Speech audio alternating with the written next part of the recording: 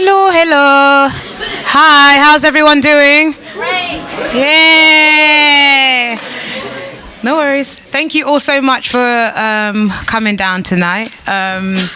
This is an event that I've curated for the ICA entitled New Transmissions, New Pathways.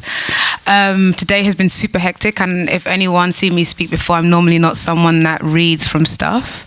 But today I will, just for this one moment, because there's some ideas and thoughts that I want to get out and make sure that I say.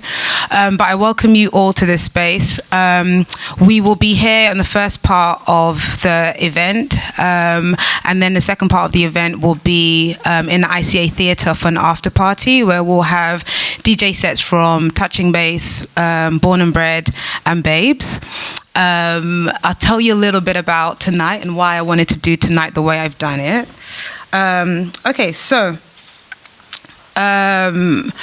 when thinking about ideas in terms of film or ideas in terms of social progression, I was thinking about all these things basically when I was thinking about putting this event together. But my ideas essentially were, I'm thinking about revolution through collective active action. I sometimes feel action can be passive too, so active is important in that. So revolution through collective active action. We must support ourselves and see art as a form of resistance, reflection of our existence, and as an apparatus for change and progression towards the world we want to see, where we want to be as a people. I always say that with my generation, I truly believe we are the chosen ones, and it's up to us to always remember that and move forward with that. So with that kind of space, I would say enter new transmissions, new pathways, and this is art in action. So art as a resistance, culture as a resistance, and collective power as resistance also. So I hope you enjoy the evening. So what we're going to do now is I'll do a Q&A with everyone who just screened films that we just saw. And then after that, we will do an introduction. We'll do a reading from Belinda Zawi. And then we'll go into showing my film, Rebirth is Necessary. And then we'll do a Q&A on that after. Hey, Natasha. So I'd like to invite to the stage who we have here: Emily, Jessica, Naomi, and Yiro. Can we give them a hand of applause, please? So firstly, congratulations on making incredible films. When I had the chance to do this at the ICA, I saw all your works and I was like, okay, I really need to show these incredible films. And I just realized we're all women up here, so yes.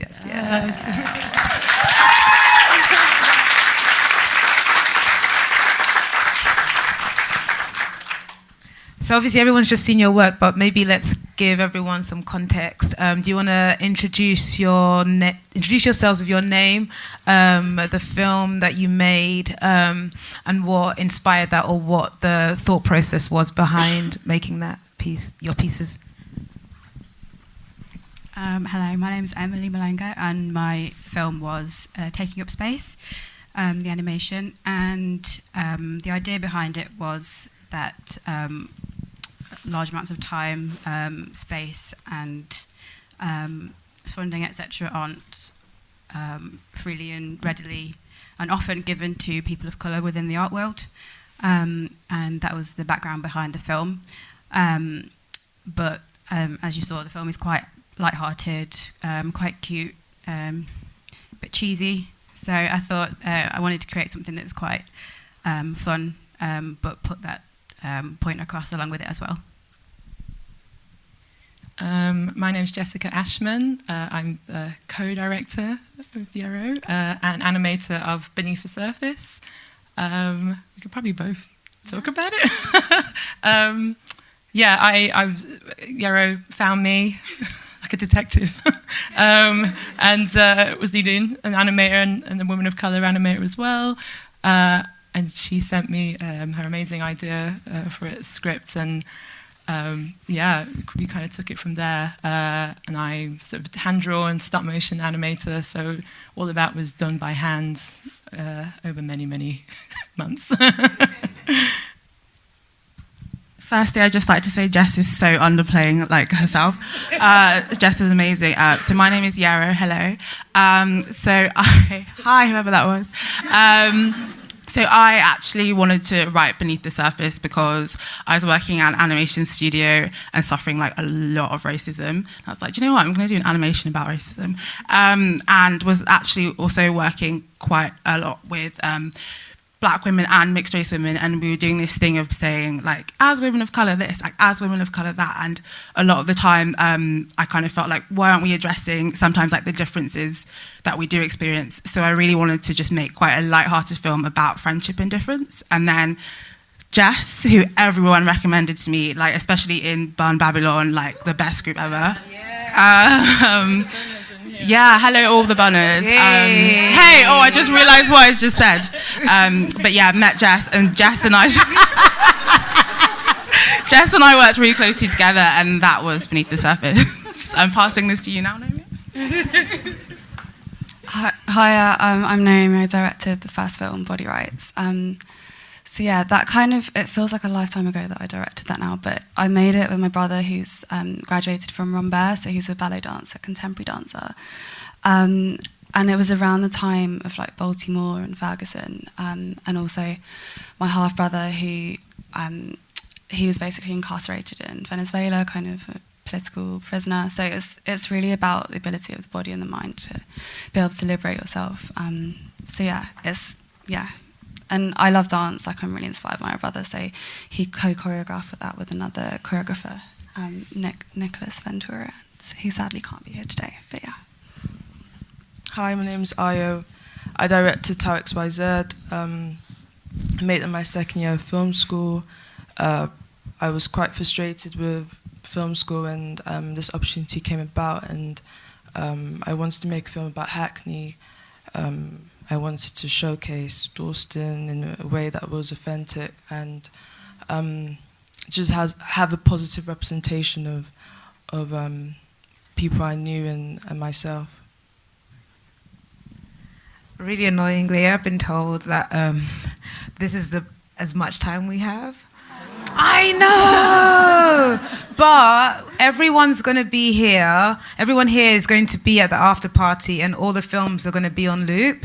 So let's continue this cipher, because I wanted this to be a cipher of sorts, but we didn't get into it as much as I wanted to, so let's continue it. But thank you all so, so much. I'm so grateful for you and your work. Please continue making work. We need you. You're important. You're critical. You're vital. Let's keep going. Collective power.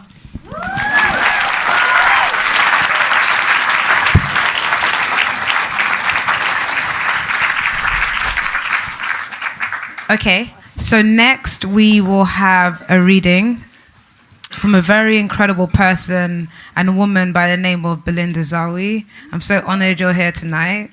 I love you. I think you're amazing.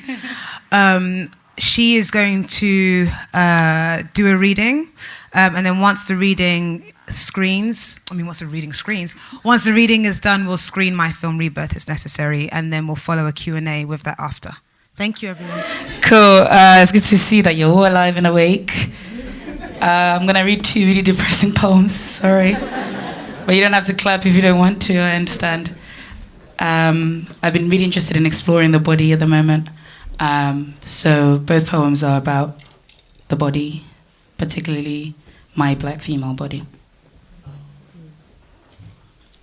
The sea's face twinkles under the sun. I learned to sing from my mother, who also sang for herself. I'd been a shadow, a dark corner, curls of smoke rising out of my face. I'd been a long white dress, cotton top, silk bottom, head wrapped in silver specks, bangled left wrist, red lips diluted pink, muddy bare feet. In the song, I only knew how to shudder in that thin space between dream and lucidity. I was a red fortress of stones, tightly stacked into each other, legs, concrete pillars, head abound with noise like rain on corrugated iron. They say, bodies are temples made for worship. Adorn them with silver, drench them in hyssop and myrrh. Well, Mine had known trespassers, heretics, and thieves, who threw firebombs through the windows, and even with me licked in flames, they still wanted to break in. Vultures that picked at my eyes down to the socket holes, ransacked, fled. My body did not belong to me like I thought it did. Instead, I waited for this big blue marble to turn me all things white and circular, like a girls' club, secrets at school, in shape more or less like a vacant cathedral, like the light cloth of Ocean's dress, or the whispering grist of a cowrie. I flung open the back door to that pagoda of decay, and there was me, who refused to go out because everything in near and distant views had started to morph into metaphor. Similes in squashed crisps, church aunties at the sexual health clinic, marital prospects in the veg aisle. But this time, I entered through the front, through the chest, with my chest fling the gate open. In the front garden, plastic magnolia blossom, daffodils sprout. The lawn refuses to grow, and I think to myself, fake grass is a decision made without worrying about the neighbors. They water their lawn on Friday mornings when the rubbish truck wakes the whole block as it reverses into what will be a good day, but it's too early to tell.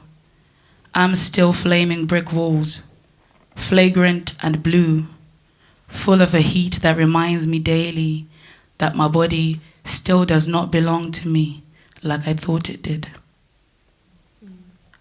Black women as God.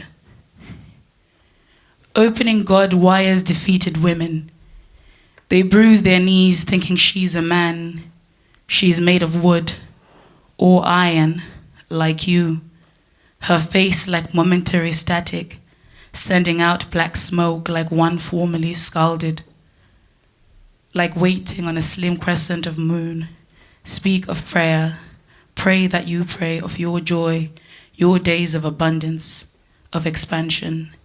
Teach yourself to pray in words and save them through your lips, because the body as the sea is temperamental, ever-changing, loud like certain cracks of time and space, like whole weeks where each day differs from the last. Some days it is a warm, sunny creek, hidden between two large rocks. You must climb it to swim it. Pour your darkness into space. Pour, and if you cannot, just weep it away. Should your soul summon, touch yourself again and yet again, till you visit that hour of invisible ecstasy, sweet communion with self, asking you to speak a wish, to no longer erase yourself. They say, bodies are temples, made for worship. Adorn them with silver, drench them in hyssop and myrrh. In that stillness, you might hear you. Thank you. Hello, Jen. Hello, David. Thank you for asking me to do this. It's an honor. So I wanted to talk actually a lot about the film because, there's such a constellation of great artists in there. And I thought it would be really nice to actually discuss, why those artists, why they touched you. But maybe first, I think the most exciting thing is this idea that you have that you like to create these dreams. And I think that's really interesting, especially as there's a lot of psychedelic stuff in there. So why is creating this dream state so important to you? It's interesting, when I went into thinking about this film, I just really I tasked myself a lot of things, but on a level of craft, I really wanted to create something that was the clearest translation from my mind's eye into a physical form within the frame. And so that's why I remember talking to my sound designer before it came out, and I was like, I'm actually really nervous because this is my mind. and I felt like I was, and it's a very quiet space in my mind. It's the conversations that I have with myself. These are my dreams. These are dreams I've had. Maybe some of them are reoccurring dreams. And I was trying to, through this process, also work out what level of meaning they had for me. I mean, I was thinking about a lot of things when I was making this film. I think I was undergoing a level of spiritual awakening myself. Since I was a kid, I've never felt fully of this world, if that makes any sense. I felt that I'm able to travel between realms and spaces. And so I was trying to reconcile those spaces in this film. So when the film came out, I mentioned that this is a marriage of the material and the divine for me. And it's hard because it's hard to. This is the first time I'm speaking about the film, by the way, so excuse me. So I'm kind of, even though I've made it, I'm still working it out.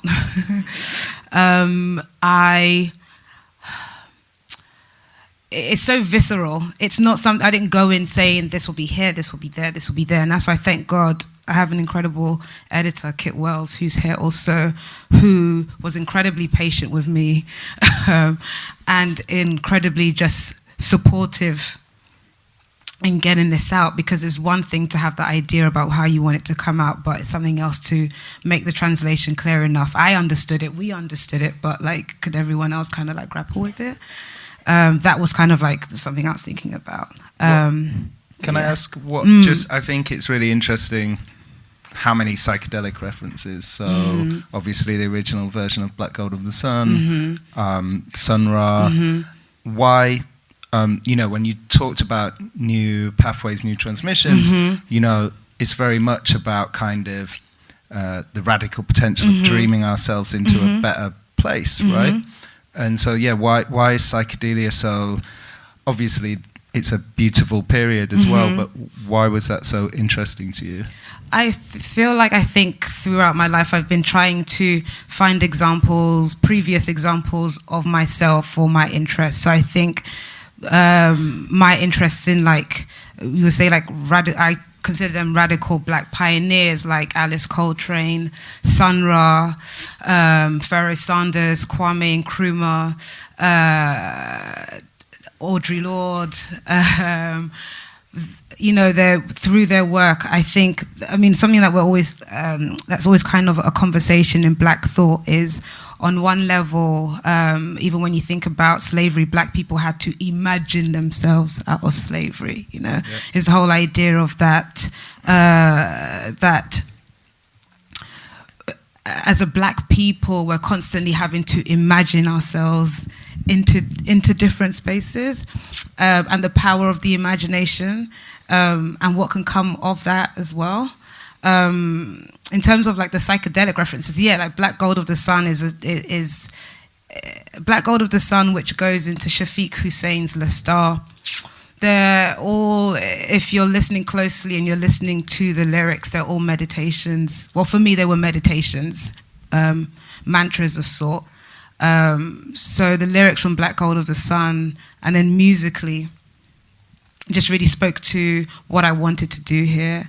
And then Shafiq Hussein's La Star, I think I've been listening to that track since 2010. And the lyrics of it just really spoke to what I wanted to say here.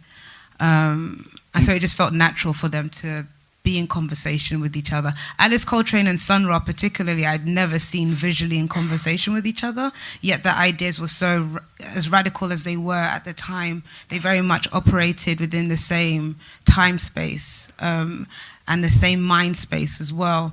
But I'd never seen them together before. And the idea of that just felt transcendent to me, that you could see Alice Coltrane and you could also see Sun Ra. I think other individuals who are part of the project who play more of a quieter role, because you hear their music, but you don't hear their voice. It's like Chance the Rapper. So for example, he gave me 2 tracks that are featured in this film. And so I was constantly thinking about how am I crossing generations as well. because I feel like there's a generation coming up now who have a lot of questions for which the answers do lie in the past, but there hasn't been a bridge built, I think. And I kind of wanted to, in a sense, I wanted to create a space where I presented a series of ideas that kind of went beyond time and space. And I created a credit list because essentially I wanted the credits to act like as a bibliography. So if you watch it, if you want to find out more, all the answers are in the bibliography, aka the credits. So that was something I was thinking about as well. That sounds good. I mean, that history, it's so important to understand your history. It's so important to, have a history. So like, it's incredibly important to have a cultural history. Just on personal level, I've been discovering, so many queer icons that like you don't learn about at school.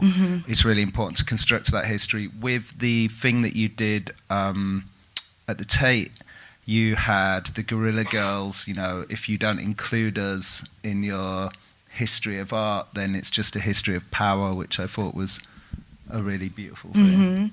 And also, I just wanted to ask about the incredible poem in the middle of that film. I looked up the history of it, and nobody really knows where it came from. So this is the poem that says, if he asks if I'm running, tell him I was flying, and it's about 150 years old, right? Yeah, so essentially what that is so the voice over that is Carl B. Stokes. Carl B. Stokes was the first black mayor of any, he was the first black mayor in America of any state. And that you're speaking of is something called a round. I don't know if anyone is familiar with rounds, but rounds are essentially working music. So, for example, I'm trying to think of like other rounds, but they're like a library of basically working music. So when Carl Stokes became the mayor of Ohio, he did I think this was in the 60s or 70s, he did a record, which basically you hear him saying this round, take this hammer. And when I heard it, and even just his intonation of the, I don't know, it just really struck me. And I'm thinking of like, as black people, particularly in this piece, I was thinking about the idea of diasporic blackness and pan-blackness, because I think oftentimes people are looking at blackness in isolation of geography. So you're looking at African American blackness, you're looking at African blackness, you're looking at European blackness, and I wanted to do something that reconciled all my experiences. I lived in America for a time. I went to a black school in America for a time. I'm of Nigerian heritage, but I grew up here and I was born here in London. These are all aspects that are a part of me and all things that are just natural to my experience. And I wanted to reconcile that, which is why within the film you do see, for example, I've put in aspects of Igbo culture, for example. So if there's one thing that says, to become Eze Nri, you must die first, said one Igwe, right? So the way I wrote that, the wording of it was as they would word it in Nigeria. So, we would say, I don't know, the way we use language would say, said one Igwe, rather than Igwe said in order to become, do you know what I mean? So I wanted to, so what it is that I'm thinking about stuff not just on a level of, what's the word I want to use? I'm thinking about things not just on a level of presentation, but I'm thinking about form as well. I'm kind of like, I'm about to probably go in flow, but if I'm allowed to, I just keep going. It's the whole thing of, it's the whole thing of, for me, I'm focused on black cinema. I'm not focused on black film. There's a difference, okay? For me, black film focuses on showcasing aspects of us as a people. Black cinema takes it one level deeper and goes into form, right? So I'm looking at, in terms of my presentation, someone wrote, and I thought it was so brilliant the way he wrote it, he was like, he said about the film that to to an eager Hollywood eye, it would not make sense that we are starting at death and then going to life. You know, the typical way would be to, like, you're born and then you die. Not you die and then you're born. So in terms of like form, I'm making like so many cultural considerations, right? So I'm thinking about, oh my gosh, there's so much. I could go on for a long time, but we don't have space to, because for me, it's so layered, but I know everybody pulls from it their own thing. Go.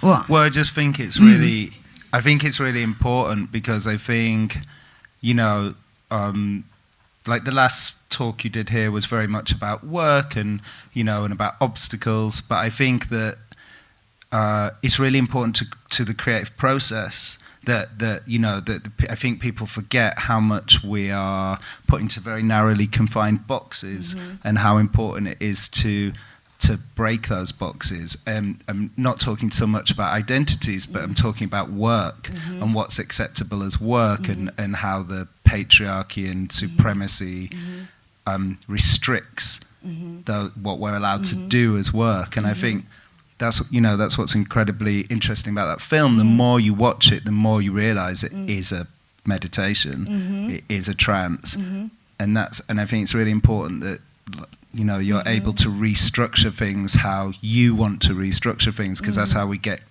amazing new stuff.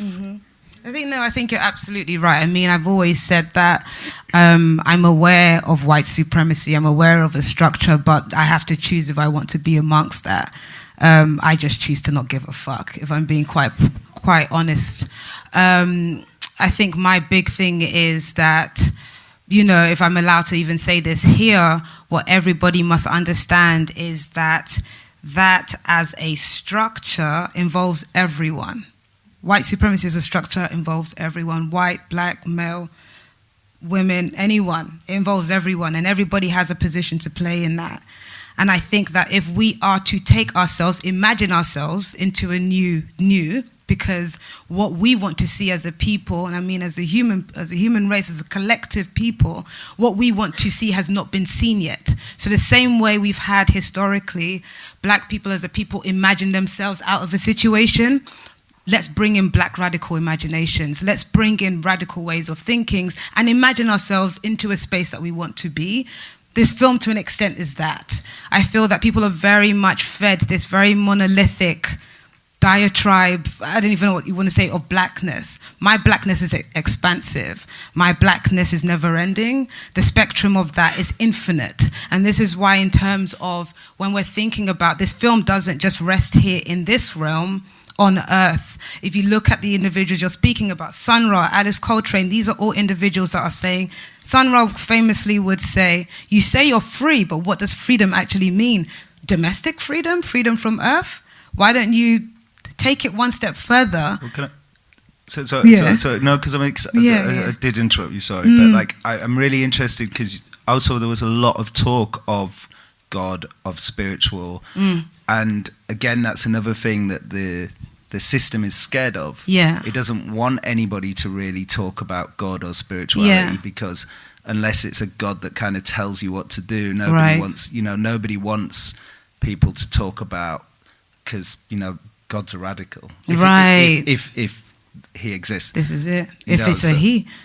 Sorry. You know what I mean? Yeah. No?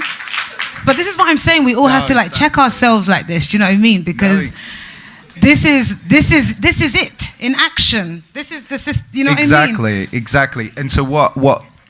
God, that was embarrassing. No, but this is a safe space, and we're all growing, and that's something. No. You know. Being silly. Okay. But you know, that's what I mean. It's really interesting, because when you bring spirituality into radical, that's when it gets really empowering, really dangerous, really interesting. No, it's true. I mean, what I'm about to say. Okay, so like for me, this is why, I grew up Roman Catholic, went to Roman Catholic schools. I have issues of Christianity. I do. I have issues of Christianity on a level of how it came to us, particularly in Africa, right? Christianity was used by the colonial powers to control. This is why I have an issue with religion. I don't have an issue with spirituality. I'm a very spiritual person. And that's my constant, right? But, you know, it's even stuff like I brought in aspects of voodoo here as well. So the archive that's used in terms of the voodoo is, again, my bibliography, my credits. It's all the information is in there, but it's footage shot by Maya Deren, who is an incredible woman, filmmaker. She went to Haiti and she shot in the, I think it was maybe, I want to say the 50s, or she was super radical. She did everything herself. Everything. She edited, she shot, she did everything. But she was more at that point making ethnographic films. So she had gone to Haiti, and the name of that piece is called The Divine Horsemen, The Living Gods of Haiti, is the name of that piece. Because I'm very interested in voodoo, you know? Interested in voodoo in the sense of it's been given such a negative connotation here.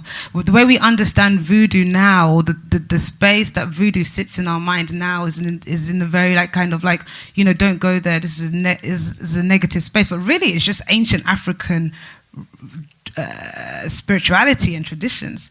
But there's no level of acknowledgement of that. I think people kind of just see voodoo as this negative thing. And so, for example, within the film, there's a piece when you see he's in a state of trance, you know, you see him. And then I have an incredible man who basically speaking over it, and what he's saying, the longer thing of what he's saying is that this is really, man, black people.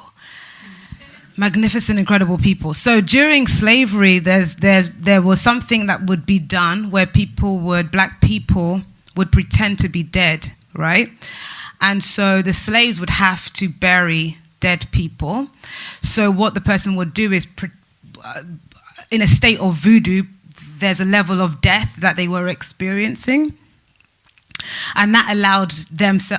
I'm making this really like condensed, but basically what that allowed them to do is like during slavery they would they'd pretend basically a level of pretense or go into a level of spiritual trance that they were dead in order to become alive again. And that's how some people would run away, or that's how some people would gain free through that voodoo connection. This is why jazz is very interesting to me. I came into jazz through hip hop, right? So I came into jazz through J Dilla, the Ummah, A Tribe Called Quest. But jazz for me is jazz is African, right? And jazz has been transposed, you know, as in it's been transposed, but at the same time it's still African. I truly and honestly believe that if you can understand jazz, you can understand the essence of blackness. So a lot of times when I'm thinking, I'm listening to jazz, like Pharoah Sanders, particularly Pharoah Sanders, his track Black Unity is in this film. If you truly understand that, you can understand the essence of blackness. There's other things I want to say, but it's not coming to mind. It'll come, I hope. Can I ask as well why you deploy a lot of dancing in your films, and they're not necessarily about dancing, and so maybe that's probably the last question. So there's a lot of dancing even though they're not about dancing. So I just find that really interesting as a narrative and a device, and I just wonder why. I think that with black people, we carry a lot of our history in our movement, right? So when there was like a shuffling of blackness, whether that be slavery or otherwise, a lot of traditions were not sent over with those things because people went with just themselves. But our movement is our freedom, you know? I find dance interesting because of how it can be used spatially, as an individual, I'm very interested in space, both actual and philosophically as well. The idea of space to me is the idea of freedom, right? So the idea of having space to think is a luxury. I was speaking to someone recently and I said, if you speak to poorer people, they talk faster. If you speak to richer people, they talk slower. Because rich people have time. When you don't have, you're trying to get in as much as possible. Do you know what I mean? Even for me in my career, I remember when I used to go into meetings, I used to talk like this and I'd be like, look, I got this idea. And I've come, now I'm just like, yo, I have this idea. So space on that level is really interesting to me. And I think space is what kind of... That makes sense. Yeah. That makes sense. We've got my folks here, you know?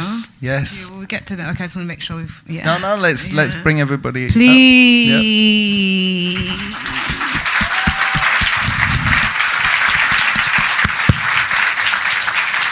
Yep. Natasha, Ivan, where are you? 10 minutes. Okay, yeah, thank you. So, on this panel, we're missing IB Kamara, who actually was the stylist, costume designer on this. He's on a shoot. I really wanted him to be here, but he's not here. But we're missing IB. So, on this panel, let everyone settle first and then I'll... Huh? On this panel, we have my incredible editor. We've been working together for the last 5 years now. I'm so grateful for him, Mr. Kit Wells.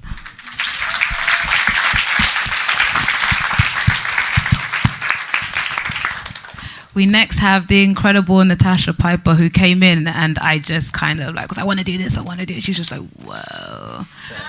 But I got you. And she totally got me. So thank you, Natasha. And the next person probably has the most patience with me because I can go on and on and on because I'm obsessed with sound and music.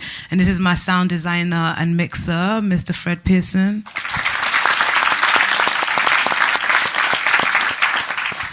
The next individual we have here for me was like an anchor during this whole process because we started really together. I showed him the treatment. He was like, look, I'm here for you. And we totally just rode through it together. We cast this film together. We worked on so much together. And I'm so incredibly grateful for him. And he's a genius in his own right. And I can't wait to continue working with him, Mr. Ivan Blackstar.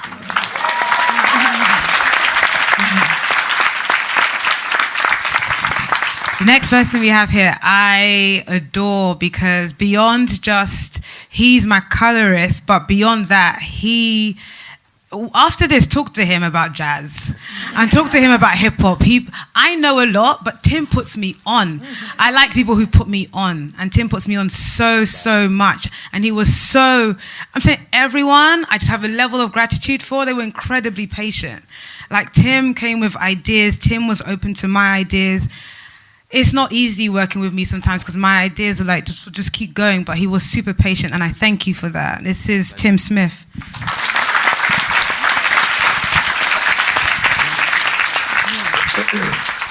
So, obviously, I think the first question is probably the music and the edit with the music. I mean, that looked like a lot of work. And also, I guess, the access. I mean, that's also kind of incredible. So how does which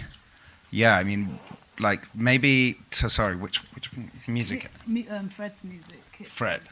So yeah, just how do you go about planning all of that and putting it together? This is one for you, isn't it? Yeah. Well, usually when people shoot, they give you a storyboard and they shoot what they said they're going to shoot. Jenn doesn't like to do that very much. So she shot on film, which looked amazing. And so I was like, sweet, 2 hours of footage. And then she's like, right, so we got this YouTube page, and basically the entire internet. So it took us a while to sort of compile everything together. Jenn knew what music she wanted straight from the off. She came in and was like, I know exactly what music I want, but now we've just got to find the clips to go with it. So musically, we had certain bits for certain scenes. Some actually moved scenes, some weren't on the ones they were supposed to be on. So yeah, I guess just trawling. Jen did a lot of trawling, and I was like, I'm not looking anymore. I've got all this to go through. I need to start actually putting stuff together. So. No, definitely. I think I created this, leading up to the film, I created this library that we shared featuring YouTube clips, because I'm a researcher at heart. Like, I go deep and I get obsessed, right? So we put together this library of footage, library of stills, library of music, library of spoken word. The initial cut we had was like, what, 25, 30 minutes? Yeah. It was very long. Yeah. So yeah, the initial cut we had was super long, but I knew like what I wanted, and it was just a case of like pairing stuff up. And so the choreography as well. How was, like, what was the thinking? What was the story there with the choreography? Well, I would say it started from meeting Jen at Ace Hotel. Being there until like 4 a.m, something stupid. And I don't know, for me, it just kind of spoke my language. It kind of just, I don't know, with Jen, she kind of puts everyone in a space of, you're an artist in your own right, and come here and finally do what you do. And I work in a lot of spaces where you don't really get a chance to do that. But it usually starts off with me in my room, trying to use my black body within my limited space. And then usually I always kind of go into my garden and trying to, I don't know, get something from the moon, possibly. But it was a lot of skinning out in Brixton. Outside, like a couple of days, rehearsals. We had a rehearsal outside in Hackney, and we nearly got into a fight with this kid, cussing us out because we were singing Sun Ra on the street. And but yeah, it's been a crazy journey. But you know what, I have to rate the dancers as well. The dancers really pulled through. The dancers came from all kind of walks of life, but all ages as well. We had, the youngest was what? 4. Oldest was 67. Yeah. We had 37 black people in this film. Yeah, they tell you these things are not possible, but me and Ivan together cast this film. We didn't have a casting director, we cast it, you know? Let's remind ourselves of that. How did you cast it? Friends. Yeah, bro. It was one of those ones, because we did do a casting, and then unfortunately we didn't see that much people that day. So then we had to kind of go like, I don't know, street casting and just kind of going on WhatsApp, Facebooks and social medias. But we managed to get some really strong people such as Kenrick Sandy, who's MBE. And we got an amazing dancer called Kana Scott, who's done amazing stuff for Twigs, and an amazing autistic bone breaker dancer. So yeah, I think that during the casting, it was very smooth. I think we were very on the same kind of wavelength all the way through. We never really had any moments, you know, we had moments of just speaking at 2 o'clock in the morning, just due to like our work schedules, but yeah. Yeah, we did, yeah, definitely. And I think that what was important for me, and Ivan really got super early, was that I was looking for, I didn't want like I didn't want a uniformity in the dance. I wanted different types of dances, so contemporary, bone breaking, hip hop, crumping, Vogue. We had like a range of different dancers, you know. And like, then yeah. Ivan closed the film. Yeah. Yeah. And with the music, I'm just thinking that must have been a real journey. Like you said, Chance gave you some music, and you know, you had a lot of, you know, I guess with it being on Nowness, you probably, you know, YouTube, all the rest of it, you have to think very carefully about that whole process, that whole music process. I mean, how did you get access to all that amazing music? You know what's really interesting? Like, I've described this with everyone in isolation. For me, I was like, we are playing jazz, right? and we're all a part of this cipher, right? And we're all just trying to play music. So what was really interesting about this process is that I was very aware of constraints, but me and Kit went into a closed edit, yeah? And we just edited the film with the music and the footage that we wanted, then went back to everyone and was like, okay, we need this, and this. Can I just say that is a very terrifying thing to do? Listen. We were editing to these two tracks that we had no idea we were going to get licensing to, like cutting entire scenes to music on the beat. Yeah. No idea if we could get them. And I don't think anyone turned us down. So no, we didn't have lucky. anyone. No, we had like Sun Ra's estate reached out to us. That we reached out to Sun Ra's estate and they wrote us a message back. I wish I had it to read it. And his estate was saying, it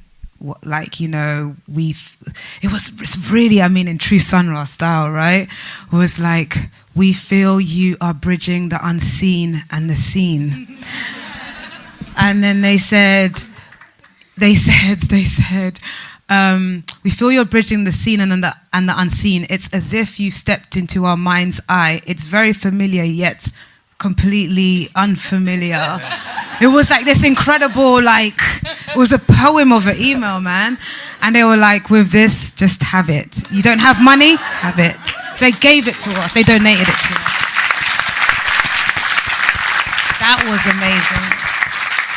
That was incredible. Same thing with Chance the Rapper as well. Because everyone was like, you ain't gonna get Chance the Rapper. And I said, no, he's my people. My people in the sense of this is an independent artist who understands what it is to be independent. And we had reached out because we finished editing, I believe, like July 11th. And we didn't clear everything until end of August. So we spent that whole time clearing stuff. And they were like, and then my producers were like, you might have to change this music. I'm not sure. I was like, no, we're not changing the music. And so we kept reaching out to because I was talking to Chance's manager, and they were like, yeah, we dig it, dope. But then they would just say, yeah, we dig it, dope. And it was no real definitive yeah, can we have it type of thing. And so in the end, me and my producer Emily were just like, okay, let's just call them. So we organized a call. And I was like, we even jumped on the phone, I was just like, so I just want to say thanks so much for Then I was like, whoa, hang on. Firstly, thank you for making an incredible piece of art, And that was amazing. And we said, I have no money, I'm a poor artist. Can we have it? Which is true. And they were like, yeah. And they gave it to us for no money. And they were just he was like, no, he digs it. He's just been at the VMAs, And so that's why it's taken so long. But we dig it. So yeah, that's an interesting story. That's pretty magical. It is very magical. This whole thing was magical. Kit knows we had certain times in the edit where shit was going on and we were just there was certain stuff we were putting in certain parts of the film and they would not move. The Avid would just keep putting it back. And we're like, cool, leave it there. Because something else is going on that we're not aware of. I also wanted to ask, because this is something you touched on the last time you spoke here, but having dealt with, or just rather not dealt, but seen Jenn's emails, I just No, but it's really interesting how, you said last time you were here, you spoke about, how you think about each person and who that person is and who you work with, and you think about that very seriously. And obviously, you're able to make miracles happen basically with those licensing rights. And, but yeah, I think that's interesting with all of your team here, that you've got them here. And I think it's interesting you said, I really think about who I work with. Because they're all incredible people. They're all my people. I feel when you go into making something, I think people get so, I don't know, sometimes I think people get things asked backwards. You got to understand that if you're as a director, I'm the director, and yes, these are my ideas, but it takes a village, And so even if you look at my credits, I don't say crew, because that just reduces them to just what's the word I want to use? Just working, someone said, yeah. These are artists, So I call it the filmmakers. So everyone that would typically be called crew, I call the filmmakers. And they're all brilliant artists in their own right. I know what I want.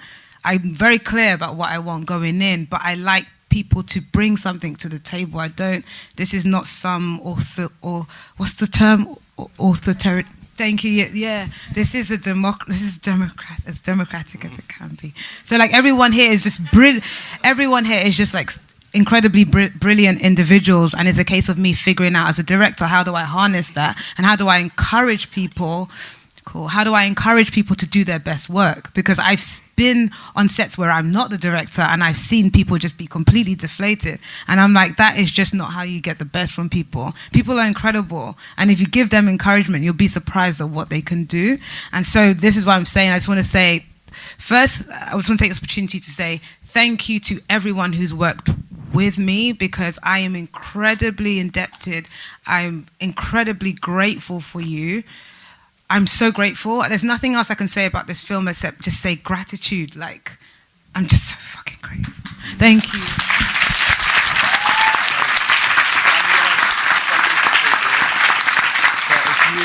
I think it'd be nice if you could.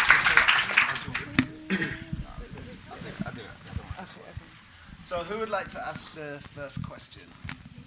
And hopefully, I don't know if I need all of this wire, so I don't know how much. You've got the mic. Okay.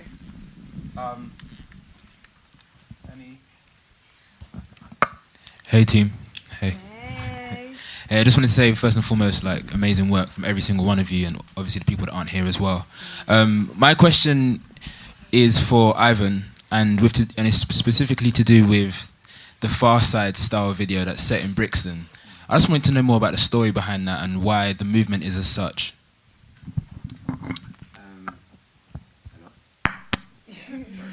The cable. Testing. Well, it just really was Jenn's vision. She had a vision of everything moving in a specific type of way, which was very alien-like. And the reference was actually the Far Side video drop. It wasn't actually that easy to do. I think Sia's somewhere in the audience. And we was rehearsing in Brixton, twisting up ourselves underneath a bridge on Brixton Road or near like Atlantic Road.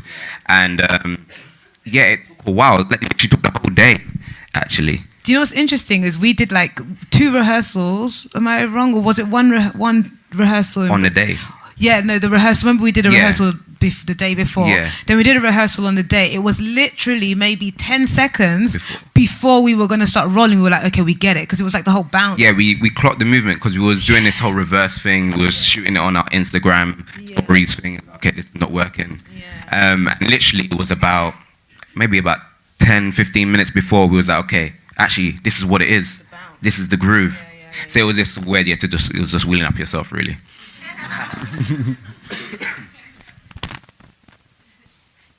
There's a question there. Yeah. I just wanted to ask you, Jen, first, amazing film, love every second. How did you go about sourcing these people to go on the vision with you? Because I feel like it's a little bit hard to want to collaborate, but to find people and find talented people, it's a whole other piece of work. So what advice would you have for sort of someone hoping to find other collaborators? I think it's a really good question. I think you've really got to see people. I think oftentimes people just kind of, it's almost like producer, insert here, colorist, insert here. And it's just like, no, these are individuals who are artists with ideas. So I'm constantly, I'll be honest and say I don't crew up when I need crew. I'm like constantly in conversation with different people, irrespective of whether I'm shooting something or I have an idea or not. So that when push comes to shove and you have to when that time comes that you have to put a crew together, everyone here is always an ongoing conversation. So I'm always orienting people into my space. So for example, myself, Kit, and Fred, before we started the film, a few weeks before we even shot, I sent them the treatment. Then we sat down and over a glass of wine, and we talked about the idea, and we looked at some references, and we spoke about what we may want to do. As Kit mentioned, I knew the music I wanted to use. I probably had like 22 songs on that playlist. So Fred created a mix. He just took the music and was just like, I'm gonna just vibe with it and just put stuff, just where he was feeling it. And so we were using things like this just to kind of get ourselves closer to where we want to be. A big thing about film, I remember when I was in film school, I had an incredible professor by the name of, and filmmaker by the name of Haile Garima. And what he would always say to us in film school is that in order to get to that place and to get into that space of what you see on the frame, all the work is done way before that. So all the work is in our conversations. All the work is in how we vibing with each other. All the work is in how we all spiritually aligned in what we're doing. That is just the evidence of that, if that makes any sense, rather than what you see being the evidence. This is it, and that's just the evidence of our vibe. Right? So because we're not talking here about the material, we're talking about the unspoken, right? And it's the word synthesis? I don't know, it's like a symbiosis, thank you. It's like we become symbiotic. There's times in the edit now, me and Kit, I'll be like, Kit, yeah. And I'll be like, And that literally is just some of our conversations now. And I was like, we're able to do that. That makes me so comfortable. So yeah, I think it's about going out and find your people, man. Finding people that respect you, find people that believe in you. I said this the last time I was here at the ICA as well. It's not about someone said, oh, I want the best this or I want the best that. I'm like, no, you have to find the people who have the energy, the vigor, the want to work with you. Anyone who knows me, I'm not into what's the word I want to use? Pomp and fair and all that stuff. I'm looking for the real ones. You know what I'm saying? I remember there was a concert Bob Marley did once, and there was a time, and then the police came in and were trying to drag people out, and there were some people who stayed, and he's like, yeah, these are the true revolutionaries. These are my people. And so that's what I'm always looking for, the real ones, Everything else is secondary to me.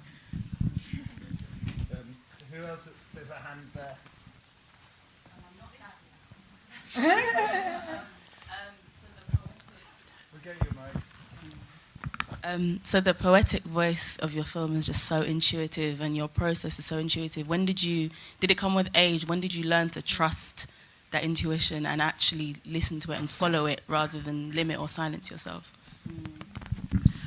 I feel like I think I've always been intuitive, but what comes with age is the confidence in that intuition, right? So anything you've seen of mine, even if you've seen this now, I mean, these are things I've been thinking about for years, or I've seen for years. So this is just but an actualization of previous thoughts.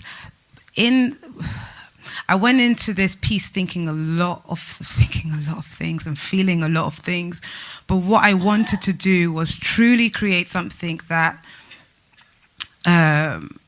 was just led by my intuition. So I feel like there's things I've done before where aspects of my intuition come into play, but I was determined at any corner that I am not, ask my poor producer Emily, I was not changing anything for anyone. What also really helped was having really good collaborators in Nowness, because I feel like Nowness saw me.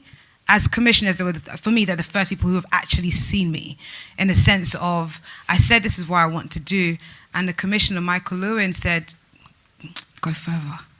Normally people are like, come back. He was like, go further. Is Michael here? I don't know. Okay. He was like, just go further. And so to be given that space in order to just do what you want, as I say, I keep describing this as we were just playing jazz. This is just free form. If you were to step into my mind, you've literally stepped into my mind if you've seen this film. This is me. And this is why I said it felt very exposing, like putting it out.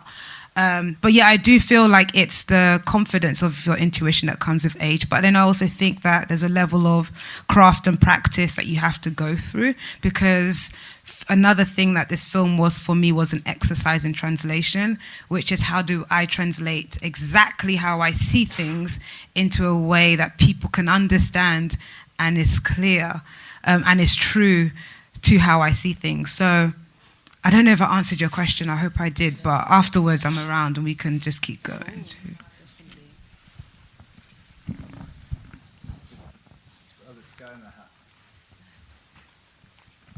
Thank you. I first of all want to start by saying that I think the film was incredible and it kind of blew my mind. So if I was to get a chance to get into your mind, I'm sure I'd be blown away. Now, what I was sort of wondering... Okay. All right. I'm going to start my hypnosis now. Almost forgotten what I was going to say. So,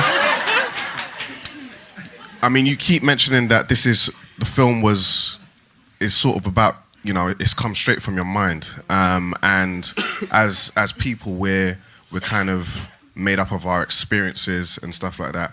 And I imagine you're obviously born in the digital age, and but the film didn't really make any references to like the digital age, which I love in itself. But what was the reason, or was that even a conscious decision to not touch on the digital age and focus on humans, black people, or what was that? I hope you understand my question. I do. Thank you so much as well. I think that it's interesting because I was thinking a lot about Afrofuturistic ideas. Some of those come out overtly, and some of those are kind of like beneath the surface. But for me, I believe that past can be future, future can be past, present could be any. And so I was trying to create a space within the film that more so harkens back to a time. And that allows us to kind of see ourselves in other dimensions. So it's almost like to give you, it was almost as if I wanted to create a level of assurance, if that makes sense. So I wanted to connect us. So something that I feel nowadays is generations don't speak to each other. Everything is so, you know, I'm 50 to 60, I'm here. I'm 40 to 50, I'm here. I'm 30 to 40, I'm here. I'm 20 something or teenager, I'm here. And I think that's what's spoiling a lot in terms of ideas are not being passed down. Coming from a Nigerian background, that's what your elders are there for, you know, to give you a sense of wisdom and a sense of knowing who you are, because there's the classic, you have to know who you are to know where you're going, right? And so in terms of, I think, as you mentioned, like the digital references were not overt, but and tell me if I'm wrong, but I'm guessing digital in the sense of contemporary references. Yeah. Yeah, so... I was thinking there might actually be some hidden in it that I might have missed, because I also wanted to know where I can watch the film again as well. Oh, it's up on Nowness. Yeah, it's up on Nowness. So, I mean, like, in terms of, like, you know, using music from, like, Chance the Rapper, like, Chance is, you know, very much of the now. But, yeah, I feel that... And then also thinking about... I'm a hip-hop girl, man. So in a sense of even the film, the way it's framed or how I'm looking at generations, it's also like most of the time when you hear Black Gold of the Sun, people reference the 4Hero version. And I was like, no, I want to reference the Rotary Connection original version, you know? And so things like that are important to me. I really wanted just people to take this, particularly Black people, to take this and use this as a tool to just find out more about yourselves. So you know, everything that you see as digital now, I mean, people forget that in Kemet, they had batteries. And this we're talking about centuries and centuries and centuries ago. Arguably, that's pretty contemporary, right? But to have that in the ancient Egyptians had batteries. Just sit on that for a moment. Like, imagine what else they had that we don't know. So as much, I feel that there's a lot that tends to feel like it's contemporary, but really it's the digital space is just the new medium of of understanding older things. So yeah, I hope that answers somewhat. Yeah, thank you.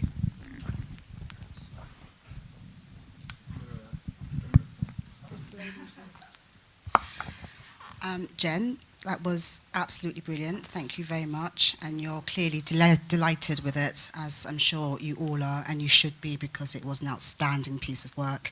And I can't wait to get home and watch it again, so I can really live with it and let it sit.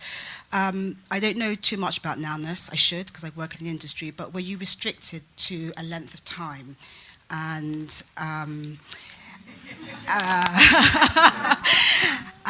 are you happy with where it sits now? Could it have been longer? I could have watched it for twice the length. That's the first part of the question. The second part is, it's very, very evident that music is incredibly important to this, and that it's integral to your vision.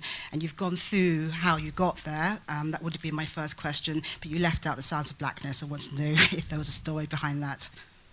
Sounds of Blackness in terms of... Is Sounds of Blackness not a part of that? In gaining that, in getting the rights to that, clearance to that song? No. Okay, I just thought the Sounds of Blackness was a part of the music that you had used. No, okay. Well, strike that. Go back to the beginning of the question. Sorry, give me the beginning again. Length. Oh, yeah. It was meant to be a 3 to 5 minute piece. Jen doesn't believe in time. She said this to me many a times in an edit. There's your answer. Because Kit will always say to me, you got to remember, this is 3 to 5 minutes. I was like, this will be the length it's supposed to be. It will tell us how long it's supposed to be. And then we sent our first cut to Nowness, and then Nowness were like, we weren't bored. Like, and it was, how long was that length that we sent over? 7, I think. Okay, that was 7. And they were like, yeah, we didn't feel like this lagged. You know, we wanted to keep seeing more, so just make it. We're cool with it being 10 minutes. If you need it to be 10 minutes, just make it what it needs to be. And I was like, so yeah, in terms of, I think that answers the question of length. I mean, as we said, we did have an initial edit that was like 25, 30 minutes. To be honest, it was Kit that told me it's the end. Because you remember, I was like, we can keep going. And Kit was like, no. I feel like this could be I think I just needed some sleep by that point. Because, by the way, just so you know, everyone here works in the commercial industry. So everyone donated their time and worked out of time. So Kit is like in an edit, works within an edit studio, and he's working from like 9 a.m. to like 6:30 p.m. Then I'd come in like between 6:30 and 7, and we'd edit. And that's how we edited. And we edit to midnight. I'd go home, think about the ideas, rewrite the script, which... Start again. Because I would rewrite the script, and then we'd try stuff. So that was like our cycle for like... It's interesting. I don't even feel like we had that many days in the edit, you know? It's weird, wild. How many days total do you think we did? Maybe 10 nights? 10 nights, yeah. So I think 10 we did nights one of like... weekend day. 10 nights of like maybe like how many hours? 3 hours? 3 to 5 hours, yeah. 3 to 5 hours, yeah, across 10 nights. Yeah. I think we've got time for one last question. Hello. Congratulations on the film. It's very beautiful, very trance-like. I was interested by some of the way you used ideas and by the actual way that it seemed sometimes that you'd put the editing and the order of the editing almost, you say intuitively. It felt sometimes like it reminded me of the cut-up way that David Bowie interpreted his lyrics, where he'd have a story and he'd have a path of meaning, and then he'd chop it up and rearrange it at random and say, okay, does that work? Okay, let me try again. And so it reminded me in some ways of that. And I thought it was interesting. My question is, in some ways it reminded me of the Arthur Jaffa exhibition, which was at Serpentine, but it was almost like the inverse of it. Arthur Jaffa was very, very much on the death element, and this felt like it was more a celebration of life. I wondered if you'd been influenced by it, or if it was just coincidence that you kind of came at almost at the same time. Yeah, that's really interesting because it was interesting. I was speaking to a curator, and he was like, "Oh, your film and this film sit together," and I hadn't seen the film. I think something that's interesting about the way me and Kit worked was that there were moments where I feel like I was in flow, I want to describe it as, because I'd be like, for example, the first sequence was the first thing we ever did. And I was like, put this here, then put this there, then put this there, then put this there. And it was just based on feeling. I think that if there's any parallels between our work, I think we both come from the same institution. We both went to the same film school, and we both had the same tutors. AJ shot my first film alongside Bradford Young as well, so that's interesting there. But I think that as filmmakers, especially when we're looking at the Black experience, we come from the same school of thought. And I think what's interesting is that how that school of thought is. What's interesting is how that school of thought comes out in our work. But it's me and my producer Emily went to see it after we'd done Rebirth, and I was like, okay, now I get why people were saying that. So that's interesting. Yeah. I don't know if you want to add anything about like how we put stuff together. I mean, it's not in the order that it was in the original book. The original Jenn's 25,000 page booklet was, but it's because we put it in that order and then it didn't feel right, and there are some scenes that didn't even make it into the film as a full scene, so we just put little snippets of them so that we used them. But yeah, I think the middle was kind of as it was, but then the end wasn't as it was originally written to be. So there was definitely a case of moving things around once we'd had sort of the rough areas put together, and then seeing what works in different places and what feeling you get after watching it once you've moved one scene. And if that whole feeling is very different and it's the right feeling, then we'd keep it where it was. But sometimes we'd move scenes and it'd be like, no, that's completely wrong, put it back. But there was a bit of jigging stuff around. And then also like the last bit about, because in terms of like how we were, because it's interesting, we built all the sections, but we had nothing to connect the sections. Do you remember? Yeah. That was fun, traipsing for little bits to have segues between connections. Otherwise it was just nine individual scenes that could have been lovely little movies on their own, but then you've got to connect them and have them flow in a way, which was the tricky bit. Which is interesting. I don't know if we can do this, if David in projections can do this, but we can't? Okay. Can I have a massive round of applause for the filmmakers, please?